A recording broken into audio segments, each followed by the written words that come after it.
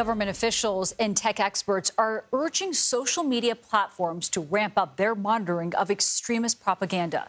This comes as a new report from the Tech Transparency Project says X has been allowing videos of Hamas's attack on Israel to be shared on its platform. So joining us now with more analysis is Katie Paul. She's the director of Tech Transparency Project. It's really good to see you, Katie. We've seen snippets of the videos that Hamas has put out, and it reminded me an awful lot of the production value that you saw with ISIS as well. You know, it's like they've learned some lessons from other similar groups. But let's talk about what your report shows. What's the conclusion? Well, you know, it's great that you bring up the similarities with ISIS, because I think it's important to remember that ISIS's use of social media was nearly a decade ago at this point when that really rose. And what we found, particularly on X, is that official Hamas propaganda videos were being amplified in full by X premium accounts. These used to be called Twitter Blue. It's the pay by month blue check mark that gives you special privileges on the platform, including algorithmic amplification and search. And what we've seen is that even when what appear to be official Hamas propaganda channels share a video, they're not getting anywhere near the amplification that these paid blue checks are getting, sometimes in the millions of views on these Hamas propaganda videos. I want to also ask you about X responding to your reporting. Have you heard anything from them? CBS News, we should mention, did reach out to X for comment. We have not so far received one before air. We have not received any sort of comment from X, nor did USA Today, who looked into this issue as well and covered our report. And, you know, I think it's a symptom of a bigger issue at X, which is there's been a lot of loss of employees, not just on the comm side, but also on trust and safety. And when you see the crisis like what we have right now, the company is really scrambling to try to keep up and ultimately failing.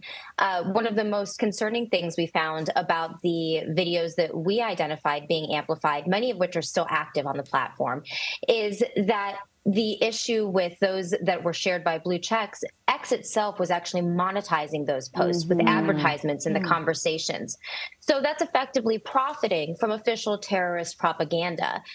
This is something that the EU has made very clear is illegal, but it's also important to note it's a violation of X's own policies on these issues, several layers of their policies, in fact. Yeah, when I saw that in the report, I thought, you know, I mean, some of this stuff that the advertisers are sort of like all-American kind of stuff, right? So I thought they would be mortified if they knew that their organizations were being linked to this terrorist propaganda.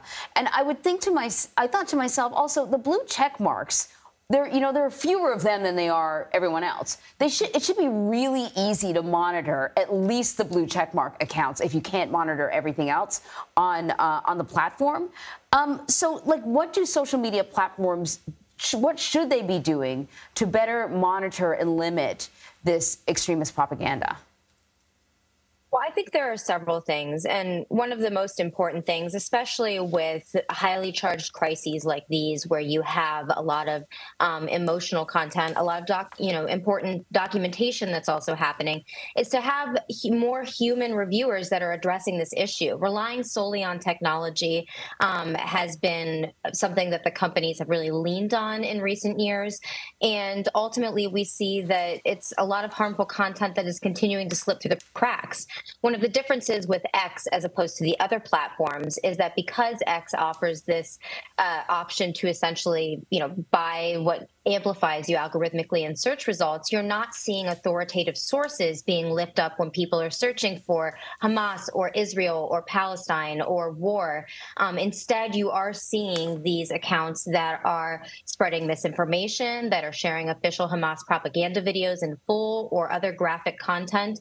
And it's really muddying the waters about how people are gaining information on this conflict and what can be considered true or not true. Yeah, that's a really good reminder for people. I always say with this stuff, like, operator error is also a factor. You have to really question what you're reading. You should not be getting, most of your information, your news information from social media. Like, that's rule of thumb number one. Katie Paul, thank you very much. Thanks so much.